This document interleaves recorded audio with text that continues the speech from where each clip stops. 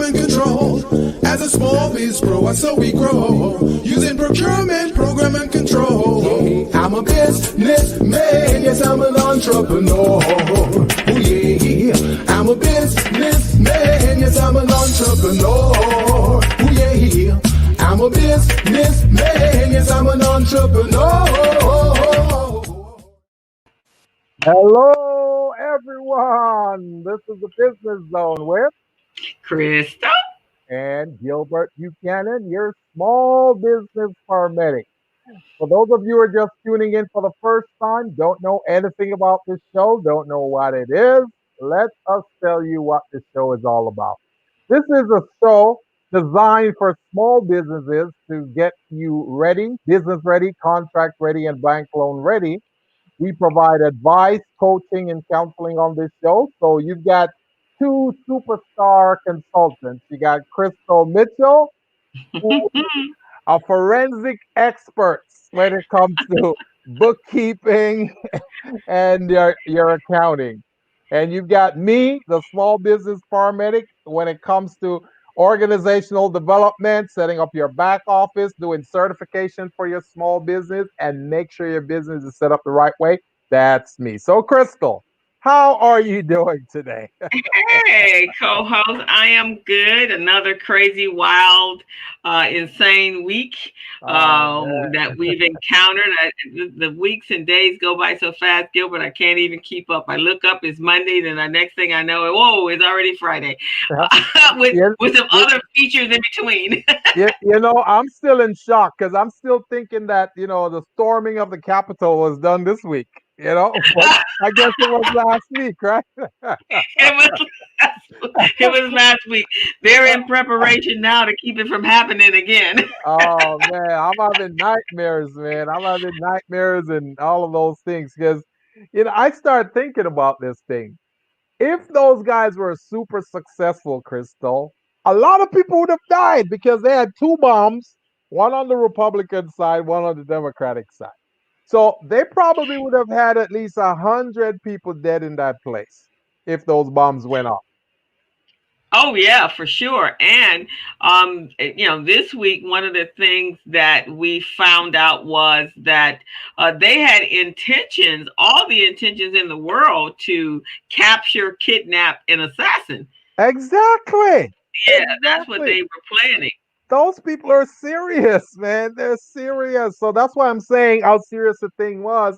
And then the more we delve into this, Crystal, the more we find out that there it was an inside job. You remember when you first called me and you and I were talking? I said, Crystal, this looks like an inside job and some people need to be fired. Remember we said that?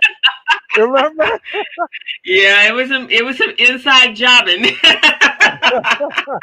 Because I didn't understand why the police were opening the barricade to let people in and why they were taking selfies with them. I'm going, no, no, no, no, no. This does not look right. No, it didn't. And here's the thing. Again, if they had been black, it would have been a whole different kind of Oh, ball game yeah. story. Oh, It would have yeah. been disastrous. Oh, It would have yeah. been a war zone, all of that. And now, they're just saying, oh, but the president invited me, so why are you upset with us? He the one invited me. So of course they throwing each other under the bus.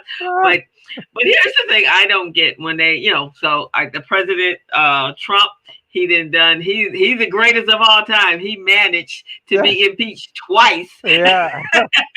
Right. He put Well, that on his resume. he always said he's the best. So, right there, it shows he's really the best. The best. And so all this week, they're going through the impeachment process, and the audacity for them to say, well, we're rushing through this. What the heck are you talking about? We're rushing through this when people, this is my image that I can't get out of my head. Yeah. I can't get out of the fact that there were people crawling up the wall Yeah. of the Capitol building.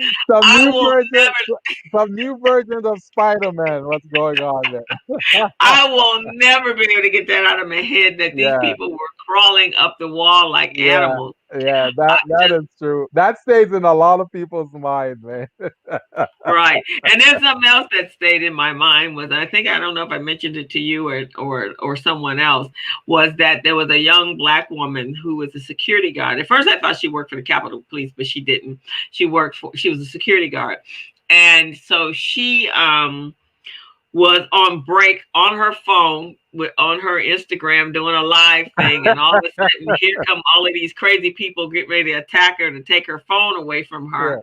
yeah, And she now goes into self-defense mode yeah. because they're all mobbed. So there was one woman who actually tried to grab her phone and was pushing on her back. So the young lady turned around and just cold cocked the woman. I mean, gave her Oh, a really? right hook, and it cut over her eye, so she's Oh, bleeding. Right.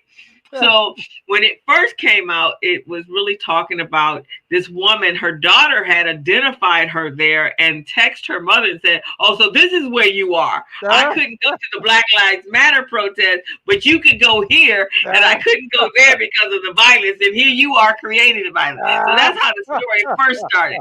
Then, as it went into more detail, the lady that had gotten hit now is wanting to press press charges. charges Oh, against the black woman who this is is a security hilarious. officer.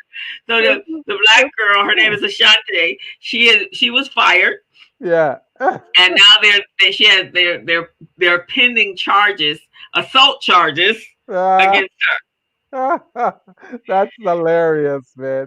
Pending it's charges. She's the pending one. charges. She's the one who defended herself, but there's pending charges. That is so ridiculous, man. It's two Americas, man. I tell you, two It is Americas, to America's. two This Americas. is we know for sure, if nothing has been recorded and documented, is the two Americas. Yes, yes. And that It's, see that is why, Crystal, then when we're doing what we're doing here in business, man, we gotta go to the max. We gotta be ready. We gotta be prepared. We gotta have all our stuff together because remember, in this marketplace, we got 15 different hurdles in front of us and they don't have any. You see what I'm saying? So that's the only way we're going to be able to survive this type of dilemma and be able to as a small business to be successful in what we do. And I was talking to someone earlier today that there are two types and one of the things that I learned in grad school, right, is that there are two types of businesses. You got your informal and you got your formal business. The informal business is a fledgling business, the business that they're here today and they're gone tomorrow. They have no formal plan, no infrastructure. And then you've got the formal business who's set up with the back office, the infrastructure, like the bigger businesses do. They've got systems in place, they've got processes.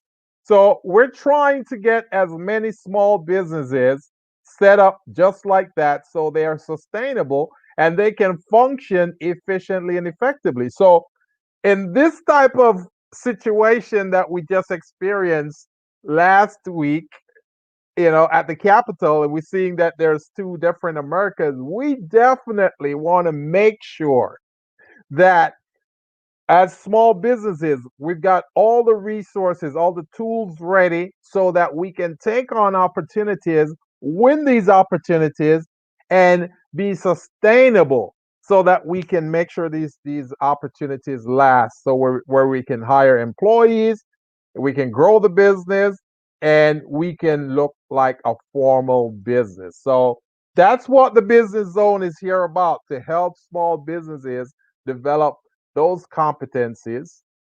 And as many of you know, you've heard it on this show over and over between Crystal and I, that there are four key parts to your business, four key areas. You got your business planning, your general operations management, business development and marketing, and cash flow management. Once you develop competency in those four areas, you cannot go wrong. And that's what we're doing here for you on the business zone, to help you develop those four competent areas in your business. We have a tool called Small Biz Pro that would really help you to do that. We've got assessment tools built in into that system that you can access. It's free of cost. You guys don't have to worry about paying for these assessments. So if you want to determine or measure whether or not your business ready, your contract ready, or your bank loan ready, just go to smallbizpro.net. And I want you guys to take those assessments. It's in the middle of the page, three orange buttons. You click on those and make sure you take those tests. So you can see where you score. You can see whether you're ready, you're close to being ready, or not ready at all. Now, once you get those scores, then it's got my number and email on it. You guys can reach out to me and I will go over this step by step with you, Crystal. So Okay. so this has been an eye-opening experience, Crystal, and I don't want us to ever forget this because this has happened I before. don't think we can forget this. Exactly. Well, it has happened before, and somehow a lot of us kind of forget it because it happened in 1812, then it happened in 1898, okay, and then now it's happening again. I mean, 1898, before that, 1877, just when they had the Reconstruction, it happened there and then. It happened in 1920, right? 1920 in Oklahoma and 1925 in Florida, Rosewood, Florida. So all of these things, it's a cycle, it's cyclical. So Hmm. we got to pay attention. We got to pay attention, small businesses and minorities. Okay? So, Crystal, We who we exactly we you're absolutely right. And my internet is doing some weird things right now, but I think that's I that's am back. that's okay. These are You one of there? the struggles that yeah, these are one of the struggles that small businesses have to go through. So we get it. We get it. Don't worry about it. We Yeah. understand. Yeah, it's an interesting thing, Gilbert. It's right now with the dual worlds that we live in, the dual justice systems that we live in, and the things that we as African American people or Black people have been fighting for such a long time. Um, it's just incredible how it's just so blatant. It's so blatant right now, and I Yeah. think I lost you. Oh, Are you really? there? Oh yeah, I'm here. I can hear you And I very well, think I and I can see you too. So, can you hear? oh yeah, I can see you and I can hear you. So Huh? maybe, I don't know maybe what's there's going on. So here's what you could do. Just Okay, go ahead and bring on our guest, and then we can have a conversation while you fix the okay. internet on your side. Okay? I got it. I got it fixed. I got it Okay. fixed. But before we bring on our guest, can you hear me? Oh yeah, I can hear you. Can you hear me now? Yeah. Yeah. Okay. So before we bring on our guest, and all of the hoopla that we've been going through for the last 10 days, well, 4 years, but the last 10 days, today is actually Martin Luther King's birthday.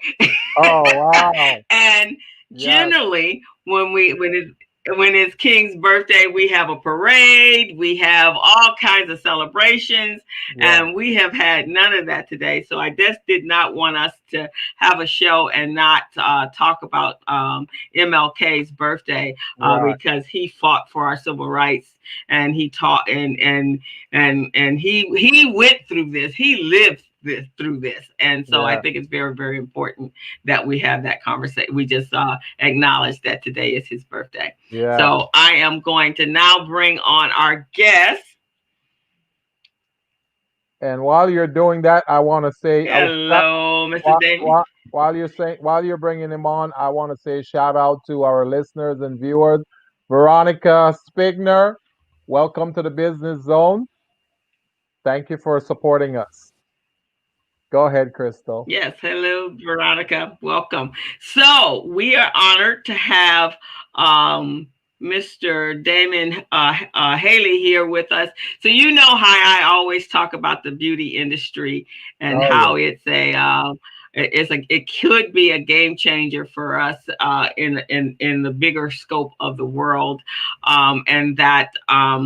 I think you've heard me talk about this, being able to own beauty supply stores and tap into some of those millions that are out there, because we are the primary supporters and consumers of that industry. Mm-hmm. So Mr. Damon, he actually did that a couple years ago. They bought it. He has he's the owner of the Glow and Flow Mm-hmm. a beauty supply, Oh, and it's right there. Go and Flow So on got, La Brea gotta and gotta put Centinela. gotta put that emphasis in there, right? Go and flow. yeah. But his experiences, or his expertise, is marketing, and it looks like he has covered the gambit from sports marketing to um, merchandising marketing. He's been all over the world involved in that, and which is great, because if you have a business, you should be able to marketing is a primary part of doing business. We don't see it that often, but Yeah. being able to have the expertise to really market your business is a talent all within itself. So great background to have in order to start a business. So we want to welcome Damon. We're glad to have you on the Business Zone. Thanks for having me on the Business Zone. Welcome to the business zone, Mr. Haley. Yeah, I feel it. All right. I'm in the zone, baby. I'm in the zone. Zone, baby. True that. That's what I'm talking about. So tell us a little bit about yourself and how you got into the where you are, but really go back to your background, and did that have anything to do with this new opportunity that you entered into the beauty supply world? And am I still here? You're here. Yeah. Can you hear us? Can you hear us? Can you hear me? Yes, Yeah, we can hear you. we can hear you, but Oh, I can't hear you. I'm sorry. do you have your head? Do you But have your headset on? Do you have I your can't hear headset? you. Do you have your headset on? This? Okay. Go ahead. We can hear you. Go ahead. Can't Go hear you. ahead. Yeah, go ahead. Okay, well, I'll talk a little. I can't hear you, but I'll talk a little bit about my background, not too much. Okay. But yeah, as you shared, I actually many years ago started the marketing office for Nike many years ago, and did a lot of stuff. But the biggest thing is I was able to really hone in on branding and marketing of products. You know, obviously Nike's a major player. Number one in terms of sportswear and athletic performance wear. But I also was involved with a lot of the retailers, you know, the Foot Lockers of the world, the regional, you know, when you talk about LA, you talk about Sheiks or Dick's or sporting goods stores and other things like that. So I was really able to learn a lot. And I would say that those things helped me kind of translate or transfer those skills into what I'm doing now. I have been fortunate to go all around the world and learn about manufacturing, to learn about process, and to learn about the flow and supply chain. And so at the beginning of 2019, I actually said, you know, traveling is great, but you know, everybody young and old are getting older. You know, my parents and all that kind of stuff are getting old, and every time you see them 3-4 months, they seem to be accelerating. You know, and same thing with nieces and nephews. So my wife and I, who really is the beauty goddess, if you will, we said, hey, let's do something that we can grow together. Let's do something that benefits our community and people, and something, you know, we feel good about. And so that's when we kind of got on the pursuit. So in 2019 or so, we acquired 2 businesses. One was a salon in Hancock Park from an African American woman who moved back out of state. And then the other was a beauty supply store from a Korean gentleman who just basically had enough. And so that's kind of our portfolio. We have some online businesses to complement that. And then also we're in escrow for another location in Los Angeles. That's pretty awesome. Can you hear us now? I'm sorry, I can't hear you. Okay. Wow. I don't know. Try unplugging your take these off and put them back on. I can't hear you, but I am going to the chat. Okay. So maybe Gilbert, we can put in the chat his comments or or do you have a question for him? No, well, I was gonna ask what after he decided to purchase his business, how was he able to sustain himself within that business and make it more successful? Well, I'm going to put it in the chat. However, Could you repeat the question? I got you. No, I got the sound back. Can you repeat the question, Gilbert? Oh, okay. Yeah. So after you got into the hair business, what made you decide to stay in it, and were you able to quickly grow it and get it sustained? Yes, both were existing businesses, so I didn't start from scratch, which was my number one goal. I mean, I'm a good student, so I can learn and make it better. And a friend of mine calls it thief doctoring. Let me steal it and make it better. So I was able to take each model and just build upon it using my talent, my skill, my experience, gut feel. I'm not a beauty guy. I'm not a barber or a stylist in any way, but I was still able to build the brand and build the marketing around it. So Glow and Flow is a brand. The Glow and Flow Beauty Experience is the salon. Glow and Flow Beauty Supply is just the retail. So I was able to look at the data. Plus, I was able to look at the financials. So I have a background in finance even before I did marketing. So I was able to look at the numbers, say that, hey, this is profitable. Hey, I can grow the business by X percent. And this is how we go about doing it. Able to look at the inventory, because that's the biggest thing, inventory control, and identify, high velocity products versus slow moving products. And then attack the consumer, with a different value proposition. I mean, as Crystal knows, she's a customer, and it's a totally different environment in Glow and Flow, now than when it was than before. And that's a purposeful. That's training the staff to say, hey, this is how we're gonna play this. This is how we are going to serve. I have 5 ladies in my office, and I tell people those are the 5 things that you get when you come in any Glow and Flow environment. You get love, respect, care, service, and satisfaction. And we can control 4 of those. So Mr. Haley, this is one thing I want to ask you, because we have a lot of guests who come on here, and when we talk about them acquiring business, and they tell us, oh yeah, we acquire this business, we do this. So from a in the trenches standpoint, if you can share with some of our viewers and listeners, when you decide to purchase this business, what are some of the things you look at, and what is it that you saw that made you feel like, okay, this is going to be a winner? Because we all know that when you're looking to buy a business, the first thing you do is look at the financial, look at the balance sheet, the profit and loss statement of cash flow, see how it performs. So when you saw those things, what is it you saw that made you say, this is going to be it?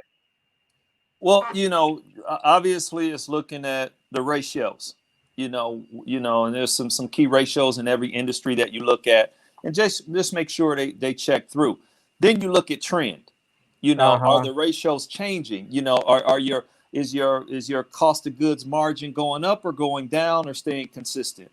Are the revenues, going up, down, staying consistent? Same thing with the profit margin. So you got to look at those things to make sure everything isn't trending down in a bad way, because that means that somebody's just trying to dump the business. Right. And so that's the first thing. Then you take a look at all the resources that you can bring to bear to make the situation better. And can that drive growth? Can that drive greater efficiency and productivity? Like, I know that the guy, both the owners, they didn't do as much marketing and advertising as I would. They weren't looking to really grow and expand the customer base, And so those were easy for to look at, to say, okay, this is how I'm gonna do it. I'm gonna rename this thing first, and so So the existing customers that you got with this, did you think that, oh, with this existing customers we can blow this thing up, we can make it bigger, or did you get just a small amount of customers since he wasn't doing any marketing and all of that, or not substantial marketing? Yeah, I mean, he wasn't zero, Yeah, and that's kind of how it is. So I thought that I could expand and target, yeah, So he wasn't like, we're in Inglewood, right? So he wasn't reaching out to Windsor Hills, Baldwin Hills, Leimert Park, Ladera, and niche, places like that. In addition to just Inglewood, yeah. I do a lot of campaigns. I think it's 5 zip codes in Inglewood, So I just Mm, rotate around how I'm talking to them. It might yeah, be 001 today, 03, 02 next month, or yeah, he wasn't using neighborhood, Facebook yeah, ads, Google ads, geofencing. So yeah. he didn't have social media or website, Right. you know. So so yeah, those are the things that I saw. It was a lot of meat on that bone. Yeah. A lot of meat So on that you saw bone. you saw that diamond in the rough, and you're going, "Hey, rough, There you we're gonna." go. Right. You And, know. and the interesting thing, Gilbert, is so most people, and Damon, and I know you've heard this, and I've heard this, because the Korean business owner pretty much dominated the beauty supply industry. Most people were afraid to make a move into that area, right? They were like, oh no, I can't be successful over there. What was that challenge? Did that concern you at all? I have an arc when it comes to that: concern, issue, problem, right? Okay. And so I didn't see it as a problem. I didn't really see it as an issue, but yeah, I'm concerned in terms of into anything, Yeah. Mm-hmm. And I had heard that, but that's more of a '90s narrative. I Yes. don't know if it's a today narrative, just where, because you could destroy one of those businesses now. You really could. Right. Exactly. Social media and all that. So you got to be very careful, because you can't operate, in the dark anymore, like it was in the '80s, where you just wouldn't, say, you don't sell me anything. Hey, I'm a big mouth. I'm a talk, Yeah. and Yeah. and it's plenty out there, and Yeah. it wasn't a problem. It hasn't been a problem at all. I mean, when they Right. see me come in and say, hey, well, Mr. Damon and all that, yeah, okay, get me going. Yeah. Mm-hmm. I told a woman today, I pulled her to the side, and we don't talk that much. I said, hey, keep me in the forefront of your purchases in this area of the business. I said, Yeah. I want to know when you're doing something new, because I want it new. Yeah. Yeah. Yeah. I want to be the only one, and I'll help you. Yeah. And I'll help you market it so you even sell more. Yeah. You know, Yeah. so that those are the types of things that I think that, like I said, I can't complain at my Korean comrades and business partners.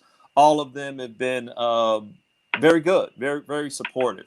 Right. I know there seems to be a trend, because I think there's been a couple other. I know for sure there was one beauty supply store that was purchased in Inglewood on Century, or I guess that's actually Los Angeles, and that there is an actual opportunity for individuals to come together and put their, be able to invest in these businesses, or at least make an offer. That there are a lot of the previous proprietors that are looking for opportunities to sell their businesses.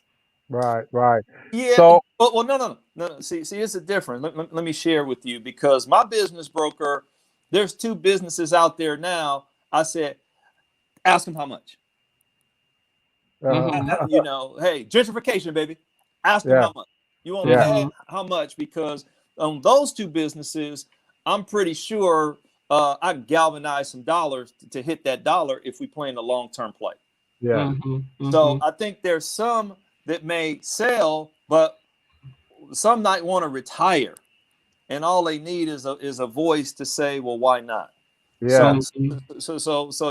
that's the thing, and I'll say that about that fish market that been in the community for 20 years. Same Hmm. Mm-hmm. Yeah, Yeah. I same thing. remember. Yeah, I yeah. remember We that. all we all got it. Oh yeah, I remember that. And So, it, and every business should have a succession plan. We can't be in business forever, right? So right, being able to position yourself so that you can actually take advantage of an opportunity out there. So obviously you have your eyes open for opportunities that you then can invest in and pull in your own investors. Is that how you look at the business in Los Angeles today? Yeah, I mean, it's the market is big enough because we see beauty supply on every corner. That's the yeah, other thing. It's just a matter of what works for you. Like I yeah, have my own formula and my thoughts, the way that every beauty supply business isn't going to be attractive to me, and yeah, so there's a certain formula and size, location, feel that I look for not only in Los Angeles, but I am currently entertaining um, locations from a hybrid franchise scenario in 3 different states right now. yeah. We definitely want to follow up with you in about 6 months to see the trend, how well you're doing in this, because we certainly want to bless you with this opportunity that you were able to have that vision to go out there and secure. Not too many of us, man, see that diamond in the rough and go, hey, this is a goddamn diamond. A lot of us see that diamond and go, "Oh, that's a piece of stone, man. I don't have time for that." But you saw it. Hey, if you wanted to ball up $100 bill and throw it my way, it still spin the same as a That's what I'm talking about. as That's a what new I'm one. talking about. That's Yes, what I'm sir. talking about. Yeah. So I want to do a shout out to Tanya Luckett. Say, hey Tanya, thank you for joining the business zone. You said that this isn't the first time, and we're hoping that you continue to view the show every week. And Veronica wanted to know, Damon. She wanted to know if you see black people taking back over the business, the beauty industry, taking control again anytime soon. Not anytime soon. Uh We huh. we operate slow, Uh right? huh. And the tough part is this: and I'm speaking gross generalizations and only my Mm-hmm. experience. So I'm not Yeah. talking about I'm not talking about nobody, right? Just Yeah. me, Mm-hmm. right? But oftentimes we look to move out of the black community. So Mm, then we move out and we don't know how to opt back in or maybe not even want to. yeah. So that's the tough part about it. Yeah. Whereas when our Korean comrades came over, they were looking for an opportunity to go all in. Yeah. So they were like, "Hey, we gonna go to a desert Yeah. of Mm-hmm. of blocking," because I'm not sure you do that same stuff with other communities where you create a industry of donuts, cleaners, fried chicken, fried fish, and beauty supply. I'm not Yeah. sure you do that Yeah. on the west side in Santa Yeah. Monica. Yeah. Right. And you. You don't. I'm not You certain. don't. I'm not certain. So for us, we would have to. Hey, I got a couple degrees. I'll let you read my bio, right? Whenever Yeah. I get to thinking too much, I'll be thinking, hey man, English as a second language. They still doing it. Let me dumb Yeah. this down. I don't need Yeah. all that. I don't need all that thinking. I Yeah. know Yeah. I talk about finance, marketing. All I need to do is do it Right. and Yeah. You work know. hard at it and push the failure. You Right. know. This Exactly. You this know. brings me to my next point, which is business is an art and a science. Business is an art and a science. they look at it that way. So you don't have to have a master's or a PhD to figure things out. All you got to do is understand that business is an art and a science. So the art is how you dress up the business, put lipstick on that thing, make it look a certain way. The science is the strategies that you use to get to that desired outcome. And it doesn't have to be one way, it could be multiple different ways. And that's what you're doing. You are using that science in a different kind of way to get to that desired outcome. So beautiful, man. Much respect to you. And I hope I I have. hope I answered Veronica's question thoroughly. Yes, I think you did. And Michelle Moore Bell, who is also in the beauty industry, she says, "Great show. I love the beauty industry and marketing." She's been in this industry for a very long time as a beauty a stylist and expert and consultant. Let me ask this question: If someone was contemplating an opportunity in the beauty industry, would you recommend they go and create a beauty supply store from the ground up, or go out and look for other opportunities that may be already existing, which is a bit, because a lot of the smaller ones, or they're just starting up, they seem to have limited supply, which is hard now to compete in a community that there's a beauty supply store on every corner or at least every other block. What would be your suggestion? It's really a case by case. To be honest, it's a case by case, and you gotta assess once again your skills, ability, etc. To go from just something with just floors and walls to vision out. Okay, now I gotta buy. Now I gotta do construction. Now I gotta purchase fixtures and all of this other stuff versus just saying, like my choice was, let me get into a system. It was like somebody buys a franchise, you get a big book to just all follow the instructions. Buy an existing business, like I said, I ain't gonna do nothing for the first 3 months. And then after the 3 months, I'm a freak it my way. That's what I said. And so, but this new location we have, like last night, my wife was talking about fixtures. Is it 5 feet for this, 2 feet for that, all of that? I was like, yeah, you get to do that. I'm gonna watch. I'm gonna watch the game. So if you have that, because a lot of the beauticians and a lot of that, they're creative, so you really get off on that. Start creating something. Me, I personally on the first one didn't get off on that. All right. I probably spent more time on the financials. You're about the science. That's what you're about. And I did anything else to say, okay, I feel good about this. And then I was able to negotiate a training period. With the existing owner. And he came back and worked for me. I said, come on back here and work for me. And I had to tell him, I don't need you neck down, baby. I need you neck up. That's So I was sitting there talking to him the whole time. Whenever he worked, I was next to him. Well, what about this? What about that? What do you think about this? What do you think about this other business? Hey, let's go look at this over here. So yeah, that it depends on where your launch pad is. This is the kind of approach that we've been looking for in the beauty industry, because we've seen the industry and we've seen how it's been taken on a certain form. And it's like we can't do anything about it. We're just watching it go away. But you coming in right now with a different approach, this is really great, because now you can reclaim that and make it your own. Yeah, let me. It's three major things to the industry, right? Yeah. So there's manufacturing, which means, hey, you got a product that don't suck either. And then wholesale. Right? Wholesale. Then there's retail. So we just see the retail, hey, but there's a whole manufacturing thing. So you got a product, and then all of a sudden you can't get nationwide distribution. Right. That could be a problem. Yes. And that's a bigger problem than the retail, brutally honest. Right, exactly. That's why we need to understand the science of it, because the science will put a process in place, and that process will show you how it gets from point A to point Z. All of those things have to be recognized, nurtured, and sustained. That's what you're looking at, and that's amazing. Yeah. So when people are looking at the industry, I would say there are people out there that have great product. Yeah, Cool. I get a lot of people coming in. Excuse me. A lot of people coming in saying, "Oh, can I get a product? Hey, let me see your liability insurance." What? yeah, Huh? Huh? yeah, What? Talk to somebody about that. yeah.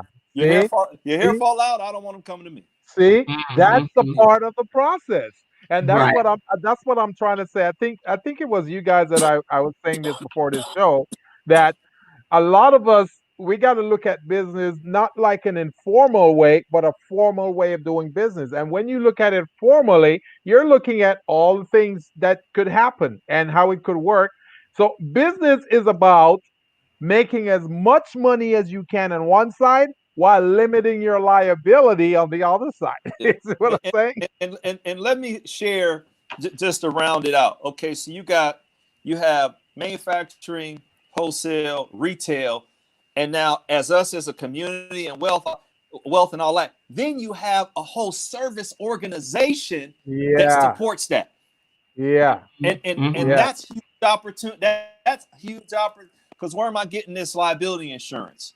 yeah, Where am I getting all the stuff that's specific to this yeah, industry? So if you never get in, you never know the game, yeah, and then you can't exactly. pass it along, you can't transfer it.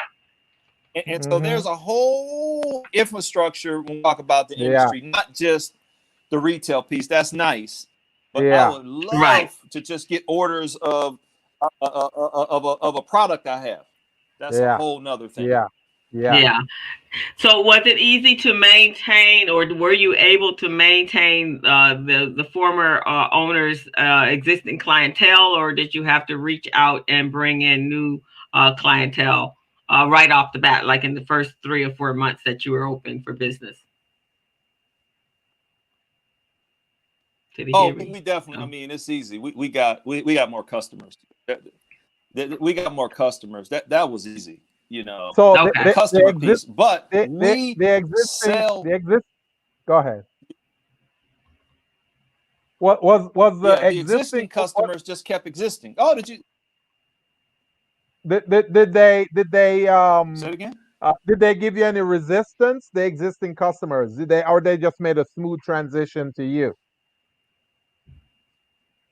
The Yeah, existing customer. because that's the thing about having an existing location. They Yeah. robotic, Right. right? Mm-hmm. They're just coming to get what they get. And Right. so we're able to benefit from that. But we built more of a customer base through different messaging and different advertising and different marketing campaigns. Yeah. Yeah. Yeah. So you continue to build on what you had. So that Michelle says the sky is the limit on in the beauty industry. I applaud Mr. Haley and his lovely wife for having the courage and passion as they transform the lives of women and men worldwide in areas of beauty. I have experienced many sides in the beauty industry as an owner, educator, licensed professional cosmetologist, and mentor. So she's applauding you, Damon. I think we may have lost his connection, Yeah. but that's pretty awesome. Just being there, and I think that's it, Gilbert. Right, being Yeah. able to um, have the courage and Yeah. the wherewithal, and take Yeah. all of your other skills Right. and experiences, and say, okay, I'm gonna step into this new arena, Right. and I'm going to just test the waters, but I'm not going to test the waters with um, a brand new product. I'm gonna go and find a product that is already existing. So Right. the heavy lifting, you don't have as much heavy lifting as starting a brand new business, because startups are not an easy business at all. Well, one of the things that Damon Haley did here, which is very admirable, is he had a background in marketing, and all of those accomplishments that he had, he was able to infuse that into this process and take it down the path that he wanted to go. So that kind of it just stir up the market, take the market in a certain different direction. That's beautiful. That's beautiful. That's what we want to see, man. Out of the Can you box hear me? thing. Yeah, we Yeah. can. My apologies. My apologies. Don't worry That's about okay. it, man. But to answer your question, we sell far more. To pick up where we left off, so the clients, to the customer side, we were able to, I think, maintain the existing customers, but then grow the customer base. Yeah. From as south as Long Beach to as north as Encino, in Yeah. addition to just a 5 mile radius. Yeah. Now we also, what we take pride in is we can go to a distributor and get product, which is what the former owner did as a strategy and product mix. Yeah. We reach out to an array of manufacturers that aren't distributed. And a lot of those manufacturers that aren't distributed in some of the traditional chains are African American. Yeah. So Yeah. I'm pretty Yeah. sure that Glow and Flow has probably the most Black manufactured products in our store than any beauty supply in Los Angeles. That makes a big difference. It's a lot more work, though. Yes, it does. It's a lot more work. We have to do a lot more work because a lot of those business aren't as evolved, right? Yeah. Exactly. So we go in knowing, I have to go in knowing, okay, what's my task here? What do I need to do? Yeah. Hey, can I talk to your creative designer about shelf talkers and stuff that we need? Because people don't know, particularly if you're east of Texas, right? Yeah. We just don't know out here, and most of them are, because that's where most African Americans are. So that's the distinguishing things, that kind of that make it right, for us. So I want to do a shout out to one of our big supporters of the show and loyal viewer, Mr. Gregory Sneed. He's reaching out to us and saying much respect to you and congratulations in your business, Mr. Haley. So yes, and Greg is a person who's been in the financial business and accounting business for a long time. So he understands the dynamics of how to bring business in and combine that with the financial resources to make it succcesul. So yeah, right. And he's also a resident of Inglewood. Oh, there you go, Inglewood. Speaking of shout outs, I have to admit, now I do have a business partner. Yeah. Right. Okay. So I want to shout out my business partner, Diane Valentine, who is my wife as well. And I said she's the beauty aficionado when it comes to the art, side of it. And I would just say, for us as a community, right, we got to think about things that we can do together versus just leaving at 8 a.m. and getting back at 6 and having dinner and talking a little bit about what happened during the day and not building anything together. So once again, we were at a point in our lives where we really sat down and said, what can we both kind of work on, not a kid, but what can we both kind of work on to make our baby, And so that's another thing about teaming up, and not feeling you can, you have to take the task on alone. How many discussions does a couple or sisters or brothers or cousins have about, forming business? And that's where the strength is lie, because there's another beauty supply that's doing very well in Inglewood, Girl Cave, LA. And they helped us tremendously. Their inventory lead helped us tremendously. And it's a powerful family of ladies, and the dad too. And I talk mostly to the dad, right? He's the science guy, right? So we talk a lot. But powerful family doing great things. They got multiple businesses in Inglewood. So once again, if we can just get families and pool and all of that, or friends and cousins, play cousins, all of that, that helps too, versus just saying I'm alone at this, because that's a tough. Well, big shout out to Diane. Diane, we're all Sending out big props to you, Crystal and I on the Business Zone. One of the things we've learned over the years in entrepreneurship, and Crystal and I, we talk about this a lot. If you don't have people in your corner to support you, like family or close friends, our dream, our mission is not worthwhile. It's not really going to be that successful. So, what you're talking about right now with Diane, man, I really appreciate that because you recognize the value of having there with you. You recognize the value of being a team. You recognize the value of doing it all together because you can't do it by yourself. I can't do it by myself. Crystal can't do it by herself. Yeah. So yeah, Right. we definitely want to have our partner as our team too. So yeah, much respect to Well, that. I am just so yeah. It's just awesome when we're Black excellence is what I call it. That's my keyword for this year for 2021 is establishing Black excellence both in our communities, in our homes, working with our partners to build a bigger and better place. Our next guest, and Damon, don't go anywhere. Our next guest is a young man who is really making some headways. He's the founder of an organization called the HSBC Starters. He's going to tell us what that is. He also is a digital marketer, so that might be some good synergy. He's got some great products. Smart young man. I worked with him when we were doing the Barbara Lindsay's Los Angeles Black Business Expo, and now we're all teaming up to make sure that's a better that has huge success in the coming year. So welcome, Mr. Ronell Miller. Yeah. Glad to have you. I was so impressed with him. Yes, thank you. Thank you for having me a part of the show. I'm happy to speak today about some of the stuff we have going on with our business.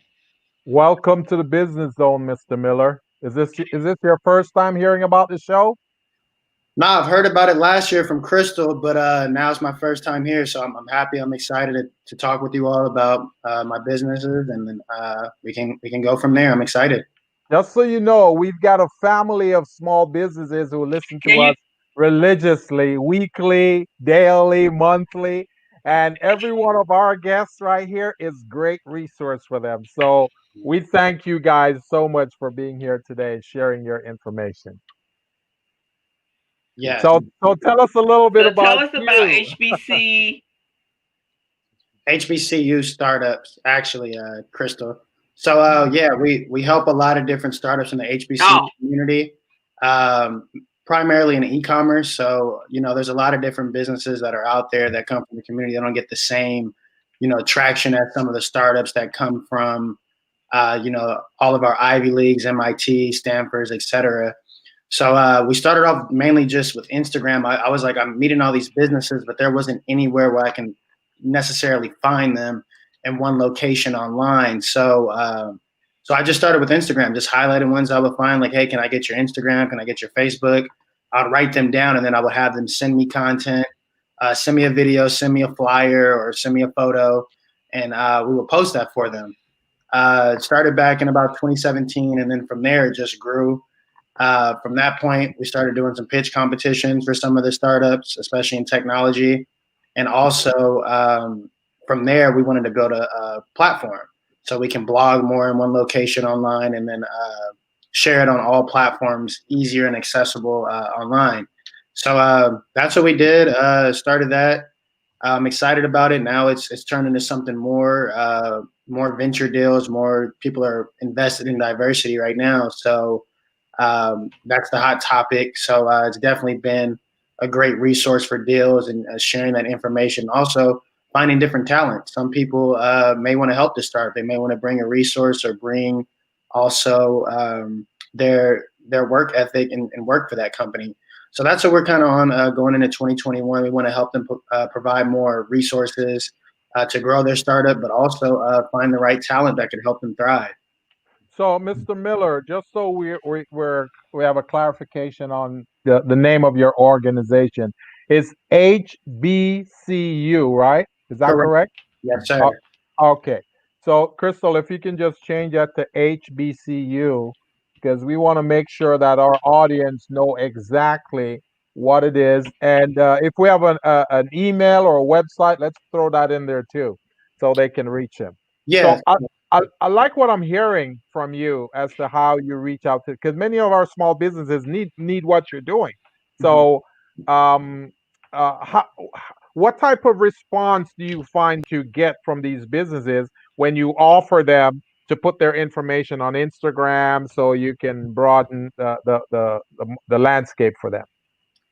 I think the biggest thing for some of them, especially if they're just getting started, the reason why we pivoted into doing more digital marketing, I've made flyers, I've done all that in college, and then when once I graduated, I just seen that there was more demand for that. They didn't have anyone that can manage their pages for them, or they didn't have videographers, they didn't know how to staff or find photographers. So that's where the digital marketing business came out of that, and that's Small World Social Media. You guys can find that at smallworldsocialmediaconsulting.com, and I'll share that in the chat as well. But yeah, so we help different businesses, and then also the other need, I guess, is as well is just finding those supplier services. So a lot of the businesses are product based, so I think they need more partnerships in terms of logistics, supply chain. So I try to find people that can help with that. And for the Right. technology startups, they need funding. They can't scale, so that's where I started wanting to do pitch competition, also connecting with different investors, angel networks, connecting them to the right dots because they necessarily don't know. They don't have the same access as like an Ivy League, right, where they have venture funds on their campus or they have investment networks that are a part of a campus. So it was very important to me to find those people that focus on that and get them connected to them. So it's very much grown into a network, and I'm loving to see where it goes. But the digital side of it, definitely important. I think if you're not on social media nowadays or you're not on using SEO, nobody knows about your business, especially in this pandemic. Yeah. So, how do people find out about you? You market to them, or how does it work? Yes, we market to them. We host different webinar events.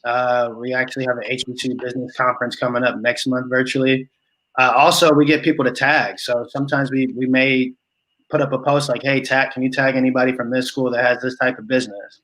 Or, Right. "Do you guys know any businesses in this area that are HBCU grads?" And some of the people that already follow us, they start tagging their friends. Or, "Oh, you should reach out to this person."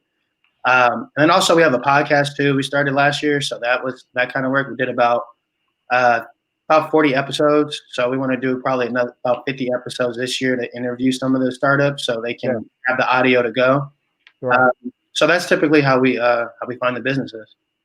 So one of the things that we discovered over the years, because the business zone, we've been on the air 5 years now, right? And one of the things that Crystal and I discovered over the years is that we've got a lot of vibrant and talented black businesses in our community, but they're all operating in silo. They're not operating together, just like Mr. Haley mentioned earlier, just like you're saying right now. We need to start working together. So what you just mentioned right now, it would be nice if we all can operate in a certain platform where everyone knows of us. Now, Crystal, if you don't mind, Crystal, talking about this, because I think the more we talk about these things, the more people will understand it. Crystal, she runs Recycling Black Dollars, right? And they have an app that they're coming out with where they want to start getting more and more black businesses like us involved in that so we can be resource for each other. I love what Mr. Haley is doing. I love what you're doing. And Crystal, she just knocks it out of the park. And then what I do with small businesses is like building a platform for their back office and make sure that they're ready at all times. So Crystal, why don't you talk about how you can bring in Mr. Haley and Mr. Miller into the Recycling Black Dollars platform and make this thing work for us? Well, actually, it's already in the works. So Yeah. Mr. Haley and I, when I went over to meet him to introduce myself, I went over to to support the business. I had heard about it, so I went over there, and I like to do that going into new businesses. And I introduced myself, and so we got to talking. So in February, is it the first weekend in February, right, Damon? First Saturday. We're going to be marketing first Saturday. We're going to be marketing the Glow and Flow, and RBD is going to do a little presentation on the app, on downloading the app, and just making sure that we're embracing our new businesses to make sure that they are successful and that people know. So, you know, when RBD, or Recycling Black Dollars, was originally created by Muhammad Nazruddin, the whole idea was that everyone should know where every Black business is, and to make sure that with every Black business, we put a Black dollar in that business's hands, and as the consumer. So we're really going to step that up. And Renell and I have been working with the Los Angeles Black Business Expo, so we're a part of the team to make sure it's bigger and better. And so with the app, it's not just a directory. You know, the resource guide has been a printed guide, so pretty stagnant, right? No interaction. You just got a book, right? We want to create an interactive guide. So, you know, say in February is, you know, Black Business Month, so all our businesses have deals going on. So we're going to create that Groupon environment. So now you have direct link to that business, whatever their offerings are for that month. Is the price point to have an interactive listing is like $65. So that way we can bring in more businesses. We want every Black business in the greater Los Angeles area to be in the outskirts, to be listed in the business, so we know where we are. I cannot tell you how many times during the week I get a call. Like this week, I'm getting calls on, where do I find a Black tax accountant? Where do I find a Black plumber? Where do I find, you know, they're always calling us and asking us for that. So we want to make sure that we have that accessible. So basically doing what Renell is doing for the HBCUs is creating that environment, because one thing that the coronavirus has done, it has shown that if you don't have your business, as Renell says, out there in the forefront, out there on social media, out there being connected and referred by other businesses, you're going to die in this community right here. And we're going to be like this for the next 2 years. So as Damon said, he didn't just stay in the zip code for where his store is. He went all over Inglewood. He hit all zip codes. So can't say don't know that he's over there, right? And all of our online orders are outside of LA County. Right. All of them. All of them. We have not received one online order from LA County, and only one has been in the state of California. All East Coast. See, that right there is an unbelievable statistic, because here's the deal. I did some research, and as you know, as you guys know me, I love numbers, okay? Numbers are my thing. There's 110,000 people in Inglewood, 110,000, right? 40% of those are Black, according to the stats, and 24,700 are Black women. Those 24,000 should be tapping into Mr. Haley's program right there. You see what I'm saying? Mm-hmm. So that's the kind of thing we want to get. We want to consolidate that. We want to own that. We want to claim that information. You see what I'm saying? Yeah. Can I ask a question? And so with yeah, go ahead, Mr. Haley. Oh, can I? Oh, it's for Ronell. How you doing, man? Congratulations on everything you're doing and everything you will do. That was Renell, did you go to HBCU? Yes, North Carolina A&T State. Hey, right. Now, and you went and then you came back to LA. Yeah, I went and then I went to DC. I was doing finance for congressional candidates, making FEC reports. I did that for about 2 years. Okay, all right.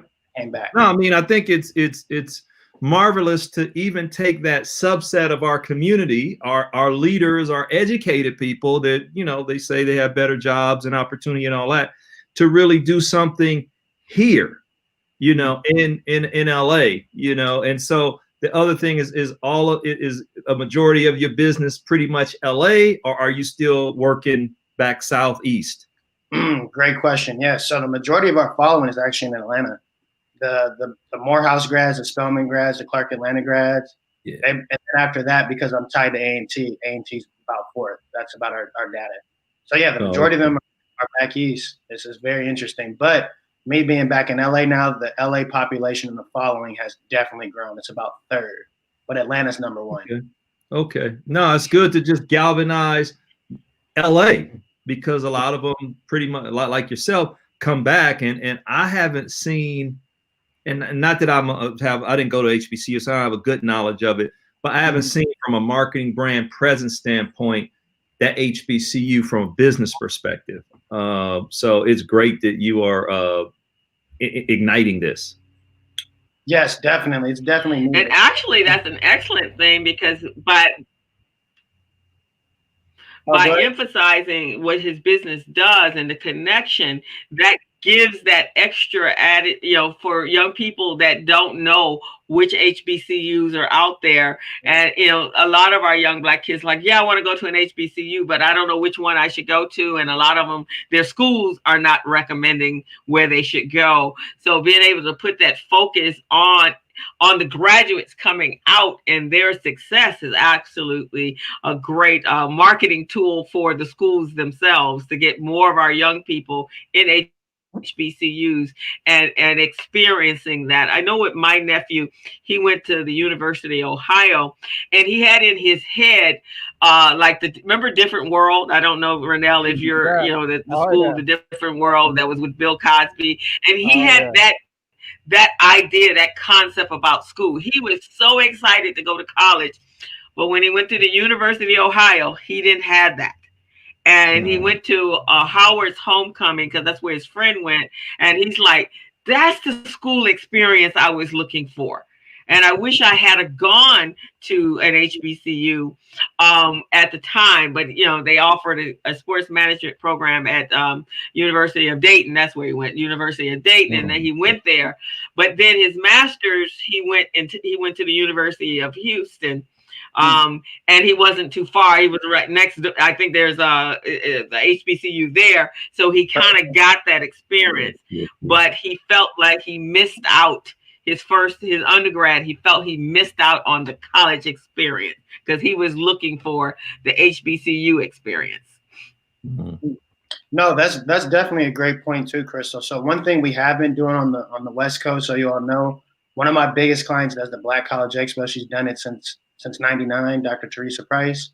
So she's brought me along to do a How to Start a Business series. So I bring different alumni for every tour stop that we go to. So currently, she was just doing the expo in LA, but now she does Sacramento, she does San Diego, and then they do a caravan tour where they hit up different community colleges on the way up to Oakland. So about 5 markets here in California, and then now they've added an expo going on the 3rd year in Seattle. Not sure what things are going to look like, during this pandemic, but we are doing things virtually. So we're still have contacts with the school districts. But with that, a lot of the students come to that How to Start a Business panel because they don't really see a lot of people that look like them owning businesses. So I try to get each market, I try to at least have about 2 brothers, 2 sisters that went to a school, and they can hear about their business and what they're doing locally in their community. So I try to definitely find business owners that are in that specific community wherever we go to on tour. That's awesome. Just so you know, Ronell, if some of those are not working out, you can always refer them back to the Business Zone, because that's exactly what we do here on the Business Zone. We teach small businesses how to start a business, how to run a business, how to manage a business, how to be ready, for lenders, how to be ready for contracts. So if they can't get their hands on it directly, at least they can do it in a virtual way. We're here every Friday from 3 to 4. So that's another way. Yeah. I was gonna say, go ahead, Ronell. Oh, I said, yeah, awesome, definitely. Yeah, I keep a form of all the businesses I come in contact with by market. So definitely we can do something to push your guys' information out to them, definitely. Oh yeah, definitely. Because that's what we want to do, man. No one is doing anything for us in our community. We don't want to sit around and wait for that to come, because that bus will never come. So we gotta build our own bus. We gotta create our own opportunities. You see what I'm saying? So that's why we're doing these things, man.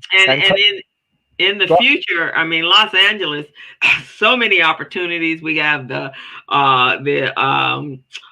Super Bowl coming. You have Olympics coming. There's so many amazing. Once we get past this COVID stuff, we want our businesses to be ready to take advantage of the opportunities and not be afraid. We want them to be like you two guys that are coming up with new ideas that are solving a problem, a pain point in our community, and then just jumping out there, as Damon said, acquiring the knowledge and the information and reviewing to make sure if it makes more sense to start it from the ground up or to actually invest in a business and buy that business than starting. And it's probably, when you look at the dollars and look at the financial statements, it could be, much more lucrative or much more affordable for you to go in with the buy-in. But of course, you got to have the investors. So that's where Rennell comes in for his group, making sure you're bringing the investors together with the individuals that have the experience and the enthusiasm to actually want to get into business and especially an existing business. Well, our goal here on the Business Zone is for the next Olympics that's coming. I want to see a lot of Black business faces at that table. Okay. Like right now with Mr. Haley, he should be a part of that with the products that because there's going to be a lot of African American women and men at that event. You see what I'm saying? Mm-hmm. And this is a worldwide event. I want to see that. I want to see small businesses who do window blinds, anything, setting up stages or whatever. They're supposed to be a part of that platform. Let me share something. Yesterday at 11 o'clock, the Super Bowl essentially did this is how you do business with us. And it's a list of different businesses, and it's just for the NFL, right? Yeah. Just for the NFL. Yeah. And so that's a target, Yeah. And I worked with another organization that was in partnership for it because, hey, we want to have a superior understanding of what's on the test. That's right. That's what I'm talking about. We want to have a superior understanding of what's on the test. That's what I'm talking I don't want to learn everything. I really just want to learn what's going to be on the test. Yeah. And you want to learn what's on the test on the subject that you like. Yeah. This is the Okie doke. Learn everything. No. If there's not a test question on chapter 13, I ain't even messing with it. So I would say to you that there is a list, and we can follow up to say there is a distinct list of the type of vendors that the NFL is looking for. Yeah. And the Olympics probably has that too. Yeah. However, you can still kind of think outside the box, be an artist and think outside the box and say, given the people that are coming, how am I going to position myself with a service? And, I'm not gonna show my age by telling you which Olympics, but that part of direct to consumer for an Olympic goer, just somebody who was going. So there's a lot of ways to think about that. Oh, for sure. But at a minimum, these are the vendors that we're going to be distributing our money to. The IOC, which is the International Olympic Committee, as well as the NFL. They are looking to hire local people. And in this environment, at least as of today, the 15th, they're looking to hire African Americans. See, that's what I'm talking about. And Crystal, I just want you to reiterate once again for our listeners, just so they know, because the more they hear these things, the more they'll be inclined to do something about it. How long does $1 stay in the Black community? 6 hours. 6 hours. 6 hours. That is pitiful. That is pitiful. That is not good in comparison to the Jews. Tell me how long the Jewish dollar stays in the community. Their dollars stay in their community 14 times, the Hispanic community 12 times, and white America unlimited times. So our dollar. And you know how I like to, my example for the 6 hours is that we're working for people that don't look like us. They give us their check at 10 o'clock in the morning. We then go over to a bank that doesn't look like us. We deposit it in their bank. And then we go from there to a cleaners that don't look like us, to a supermarket that don't look like us. So really the 6 hours was from the time you got off work, from the time you got your check to the minute you actually to 3 or to 5 o'clock in the afternoon. Yeah. And let me 6 hours. I don't want to hijack Ronell's time, but I will say this, Ronell, what you're doing and finding someone at the NFL and finding someone at the IOC to bring the HBCU piece can be an opportunity for you. Yeah. You an easy plug and play. Hey, we're dealing with HBCUs. Yeah. And that's what they want on January 15th to 21. Yeah. I don't know if they want that by the time the Olympics come around. Yeah. We don't know. They might be off of that initiative. But right now, a call to the NFL to say, we're here in LA. This is what we're doing. HBCUs, I'm galvanizing this. You should be a winner. Definitely. No, I'm gonna take you up on that, and that's good too. Especially, I agree. Especially with the whole movement. I agree. I think that some things are just an easy connection, right? And I think when you have businesses that have synergy with the other businesses, then of course that's when you have some success. I personally think that the areas that we as Black people that excel in or can excel in is obviously the beauty industry, the music industry, and the sports industry, and anything that augments that is areas that are very important in our community. So my computer is acting crazy. I don't know if you guys can still hear me. We can hear you can't see me at the moment. We can hear you, but we can't see you. So let's keep going. Go ahead. Okay, well, y'all know what I look like.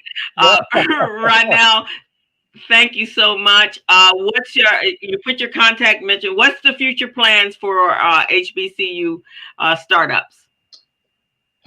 The future plans is getting more, like basically what you guys are all saying, really capitalizing on this time and investing in diverse businesses. So working with more private equity firms, more venture capital firms, angel networks. So we're looking for co-investment networks that want to take a look at some of our deals that we have.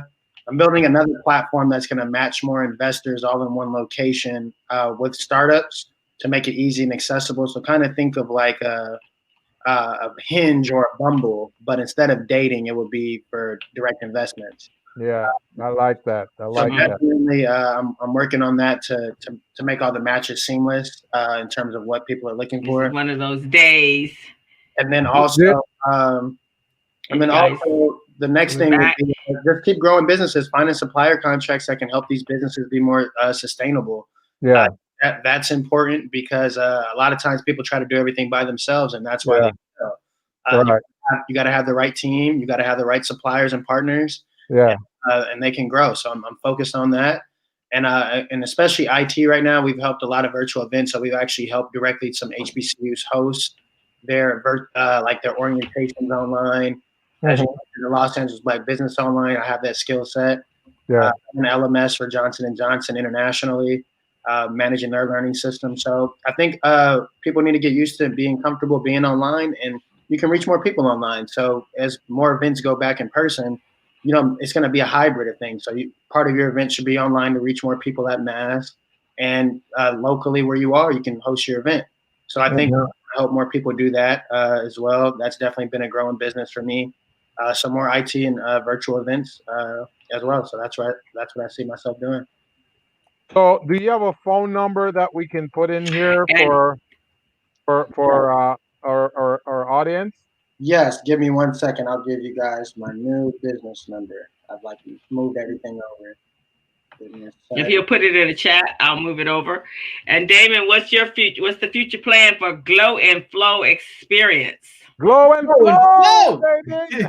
There it is. No, we're actually transforming our whole system to go digital, which is something that the COVID has kind of slowed down just because people haven't been wanting to come out and be in the store and all that. But hopefully by February 1, we have a totally synced POS system, CRM, all that kind of stuff, so I can see the business from my phone. So that's our first quarter initiative, but also just growth, and we've got a lot of interested parties. Like I said, we have two cities within two significant states that are interested. So my philosophy, and I'm sure Ronell and everybody can deal with this, there's maintenance, growth, and transformation. So I try to focus on growth and transformation and allow the people that work for me to really focus on maintenance. And so I want to keep an eye on it, but my focus is on growth and transformation. So I am trying to grow the business, I'm trying to grow the business, but I'm also trying to grow the revenue, and so that's kind of our focus. So hopefully, if we're toasting on 12/31/2021, we're toasting to having anywhere from 4 to 6 new locations, along with investors and funders and partners. Beautiful, man. That's beautiful. And for our listeners, Mr. Greg Sneed, again, shout out to you. You're thanking our guest for providing a web reference on Facebook. And you also mentioned to check out the check cashing. Now, are you suggesting check cashing as an opportunity for minority entrepreneurs, or you're telling them that's another source of finance? Let us know. Put your answer in No, the chat box. Go ahead, Crystal. he was saying that's where they can get their. They can get He what? said that's where they can get their checks cash. Okay. That's where they would go to get their checks cash versus. Oh. Damon, and where are you located? Well, we have two locations. The Glow and Flow Beauty Experience, which is the salon, is at 358 South La Brea. That's LA 90036. And Glow and Flow Beauty Supply is in Inglewood at 933 North La Brea Boulevard. Boulevard. Yeah, Boulevard. Avenue. I think. Avenue. Yeah, that's right. I'm used to writing it and not saying it, but and that's Inglewood, California 90302. All right. This is beautiful, man. I love this. I love Well, this. we are very pleased, and congratulations to both of you on just stepping out there and being innovative and creative in your business endeavors, and not just going for the easy way in. And Ronell, awesome concept and idea in supporting the HBCU. And I think when we look at our young people, it's great to be able to introduce them to having businesses and making sure that they're running, starting businesses that can be successful and have the ability to be scaled. So scalable, because that's what Damon is talking about, creating a scalable brand, and not just one business. He's creating a brand of the Glow and Flow brand, and that's how you become wealthy as a business owner. It's not just through one mom and pop store that you keep for 30 years and don't have a succession plan. We as Black people have to really look at how do we do business differently, and making sure that we reach, we create brands as opposed to just a solitary business. So I want to thank both of you. I don't know if I know my internet is being really weird today, but thank you both for being on the Business Zone. We're very happy to have had you as guests, and we definitely will invite you back, Damon, as you go out there and get those 6 new locations. And then I'm excited about the first Saturday in February with Recycling Black Dollars and helping Glow and Flow bringing our members to your store. So Glow thank you and much flow. for that offer. And Renell, I look for.